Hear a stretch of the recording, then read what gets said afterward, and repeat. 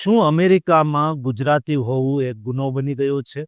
જે મોટેલ સામ્રાજ્યના જોરે ગુજરાતીઓએ આખી દુનિયામાં ડંકો વગાડ્યો, શું એ જ મોટેલો હવે આપણા લોકો માટે મોતનો કૂવો બની રહી છે?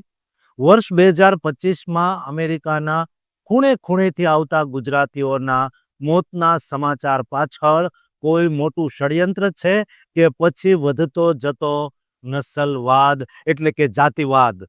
હચમચાવી દેનારી આ સાચી ઘટનાઓ અને તેની પાછળનું સનસનીખેજ રહસ્ય જાણવા માટે આ રિપોર્ટ અંત સુધી જોતા રહેજો, કારણ કે વર્ષ 2025 અમેરિકામાં વસતા ગુજરાતીઓ માટે કાળમુખું સાબિત થયું છે.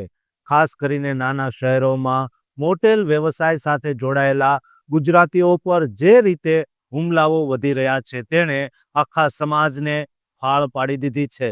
માત્ર એક વર્ષમાં 7 થી 8 જેટલા ગુજરાતી મોટેલ માલિકો અને મેનેજરની નિર્મમ હત્યા કરવામાં આવી.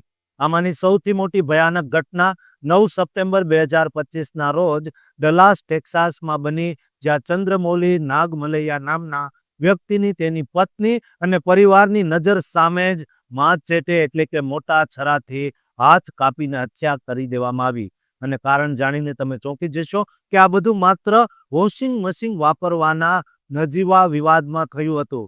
વાત અહીં જ અટકતી નથી. ઓક્ટોબર 2025માં સુરતના વતની એવા રાકેશ પટેલને પેન્સિલ્વેનિયાની મોટેલમાં માથામાં ગોળી મારી દેવામાં આવી, જ્યારે ઉત્તર કેરોલિનામાં અનિલ કુમાર પટેલ અને પંકજ પટેલ નામના 2 ગુજરાતીઓની લૂંટ દરમિયાન હત્યા કરી દેવામાં આવી. આ ઘટનાઓ પાછળ માત્ર લૂંટફાટ નથી દેખાઈ રહી, પણ એક એવો જાતિવાદ દેખાઈ રહ્યો છે જે અત્યંત ડરામણો છે. ડોનાલ્ડ ટ્રમ્પની બીજી પદવી દરમિયાન માગા ઝુંબેશ પછી અમેરિકાના નાના શહેરોમાં એવું વાતાવરણ ઊભું થયું છે જ્યાં ભારતીયોને નોકરી છીનવનારા અને આક્રમણકારી તરીકે જોવામાં આવે છે. ગુજરાતીઓ આજે અમેરિકામાં 60%થી વધુ મોટેલોના માલિક છે અને તેમની આ જ આર્થિક સફળતા હવે સ્થાનિક લોકોની ઈર્ષ્યાનું કારણ બની છે. એફબીઆઈના આંકડા મુજબ 2025માં એશિયન અમેરિકનો વિરુદ્ધ હેટ ક્રાઇમ્સમાં 30%નો વધારો થયો છે.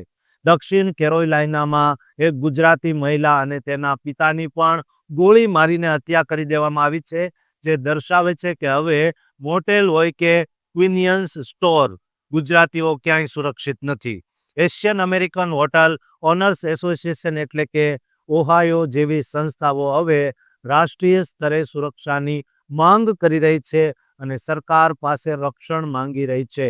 લોકોમાં એટલો ડર પેસી ગયો છે કે ઘણા લોકો હવે પોતાના વ્યવસાયો વેચીને પાછા આવવાનું વિચારી રહ્યા છે.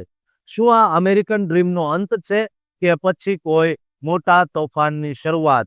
આ રહસ્યમય હુમલાઓ પાછળના દોષિતો પકડાઈ રહ્યા છે, પણ જે નફરત ફેલાય છે તેનો ઈલાજ કોઈની પાસે છે કે કેમ, તે સૌથી મોટો પ્રશ્ન છે.